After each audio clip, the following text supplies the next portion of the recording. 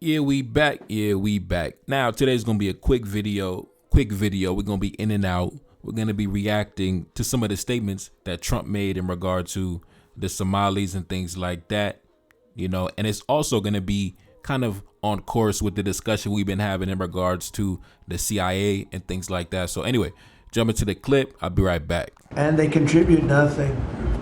The welfare is like 88%. They contribute nothing. I don't want them in our country, I'll be honest with you, okay? Somebody would say, oh, that's not politically correct. I don't care. I don't want them in our country. Their country's no good for a reason. Their country stinks, and we don't want them in our country. I could say that about other countries, too. We don't want them to hell. We have to rebuild our country. Our country's at a tipping point. We could go bad. We're at a tipping point. I don't know if people mind me saying that, but I'm saying it. We could go one way or the other, and we're going to go the wrong way if we keep taking in garbage into our country. Ilhan Omar is garbage. She's garbage. Her friends are garbage. These aren't people that work. These aren't people that say, let's go, come on, let's make this place great. These are people that do nothing but complain. They complain. And from where they came from, they got nothing. They came from paradise, and they said, this isn't paradise. But when they come from hell, and they complain, and do nothing but bitch, we don't want them in our country.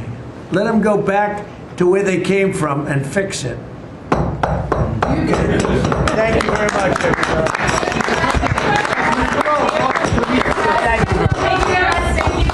All right, we back. Now, it seems like the Somalis, they got a target on their back. Last year it was us, the Haitians. Now it's the Somalis. Who next, right? Who next? Anyway, now I know in my audience, we got some Somali brothers in the audience, in the congregation. We got brothers from all nations in the congregation. I probably got one of the best audiences on the whole of YouTube, simply due to the diversity in my audience. We got the whole black world in here. So I know it's some Somali brothers in the building. So brothers, Somali brothers, you probably already know, but do you know the CIA was all up in your country, back in the 2000s, funneling hundreds of thousands of dollars to warlords and kidnappers and criminals, destabilizing the country? Get in the comment section and let me know, what was that about? Why were they doing that, right? Take a look up on the screen. The Somali Warlord Alliance was a Somali alliance created by various Somali warlords and businessmen with the backing of the CIA, the American Central Intelligence Agency. What was that about? Somali brothers, get into the comment section. Let me know, what was the CIA doing in your country, funneling big bags of cash to criminals and all type of, nefarious individuals? Let's continue. The International Crisis Group, who had direct contact with the warlords, said in June 2006 that the CIA was funneling $100,000 to $150,000 a month to this, so-called, terrorist group. American support for the warlords extended to the point where, on numerous occasions, Nairobi-based CIA officers, so we got CIA officers out in Kenya, right? So back in 2006, the CIA was out in Kenya. They're probably still in Kenya right now. Kenya is an imperial outpost, right? It's just certain countries in Africa that's just intelligence agents are just all up and down those countries. Kenya is one of those countries. Nigeria, another one of those countries. Ivory Coast is not really, I wouldn't say CIA, but that's more so the DGSE. And as we already know, the DGSE is the French intelligence services, and the DGSE is all up and down Ivory Coast. They all up and down Ivory Coast. It's certain nations in Africa. They are power bases for certain intelligence services, right? And of course there's more, but those are the main three that come to my head, right? Kenya, Nigeria, that's the CIA all day, right? And Ivory Coast, the DGSE. Now let's continue. Nairobi-based CIA officers landed on warlord-controlled airstrips in Mogadishu with large amounts of money for distribution to Somali militias, right? The United States refused to confirm or deny these reports.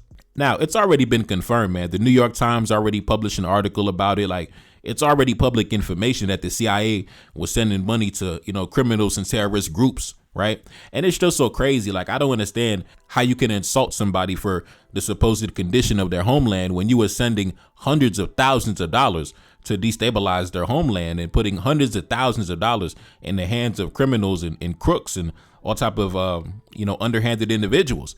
And that's what I'll never understand about Western foreign policy, right? You destabilize nations, you displace populations, and then you complain when they migrate and the migratory flows flow to your doorstep. Now, this is off topic, but going back to the insecurity and the instability that you see happening in the AES in nations like Mali and Burkina Faso and, certain terrorist groups that, are causing instability in certain regions. And we always ask ourselves, man, where are these guys getting their backing and their funding and their support and their resources? Of course, they cannot be doing it alone, right? They out in the bush, right? And so, of course, we see, the contradiction of Western foreign policy.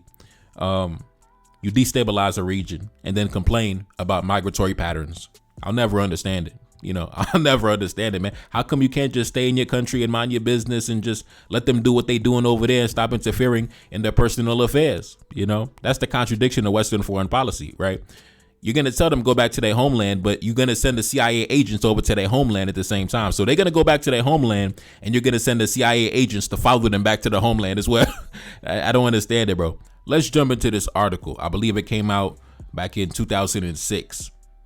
A covert effort by the CIA to finance Somali warlords has drawn sharp criticism from American government officials who say that the campaign has thwarted counterterrorism efforts inside Somalia and empowered the same Islamic groups that it was intended to marginalize. So they say that the CIA was funding, stacks of cash, racks over to these criminals and these nefarious individuals.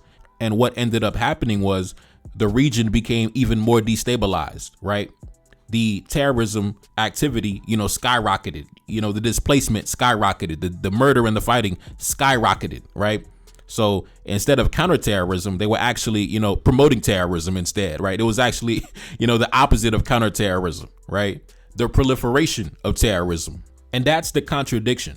I think that's the major contradiction that we see, especially as these, guys from the far right, start telling people go back to their country. I have no issue with people wanting to defend their borders and things like that. But my only thing is you should also stay in your country as well. The same way they should go back to their country, or anybody else you claim that should go back to their country, you should also stay in your country, which means close down those overseas CIA stations, right? Those overseas operations, shut them down, right? Those multinational corporations over in Africa, get them out, right? Those military bases over in Africa, get the fuck out, right? I think that it would only be fair. I think that it's only fair, right? If you tell somebody go back to your homeland, go fix your country, you should also stay in your country and stay out of their homeland, stay out of their country, stay out of their affairs. Stop trying to get concessions on minerals. Stop going over there trying to set up a military base, a CIA station. Stay in your country. Stay in the United States and they can stay wherever they came from. That's my thing. You can't be telling somebody go back to their country, but you all up in their country. Get the fuck out their country, right? And I'm not even going to waste too much time on the fact that Donald Trump himself is a child of immigrants, right? Me and Donald Trump are basically the same person, right? Children of immigrants, born and raised in New York, Queens, Queens, New York, Queens boys, right? Me and Donald Trump, the same person, right? So the same way he talks shit, I talk shit. We are both the children of immigrants. We both, raised in Queens. And, his whole administration, his whole, all of his, secretaries, his ministers, they're all the children and the descendants of immigrants. Damn near none of these guys are from original American colonial stock. None of these guys trace their lineage back to the original colonies in North America. This is an administration full of white immigrants, recent arrivals, right? Don't none of y'all trace y'all lineage back to the founding of the country. Very few of y'all, right? So it's just funny to see an administration full of immigrant booty scratchers, right? Recent arrivals, right? They talking about our forefathers. They talking about our country. What country? You're from Norway, right? I think it was Kristi Noem. I think that's the what is she? What's her position? The Secretary of Homeland Security, right? So she was on social media and she said this: I have just met with the president. I am recommending a full travel ban on every damn country that's been flooding our nation with killers, leeches, and entitlement junkies. Our forefathers built this nation on blood, sweat, and the unyielding love of freedom, not for foreign invaders to slaughter our heroes, suck dry our hard-earned tax dollars, or snatch the benefits owed to Americans. We don't want them, not one. Now, listen, this lady talking about our forefathers built this country. Listen, you're from Norway. Your forefathers was up in Norway. She acting like George Washington was her grandfather. Listen, who is the founding father of Norway, right? Who is the Norwegian founding father, right? Your founding father is Harald Fairhair, right?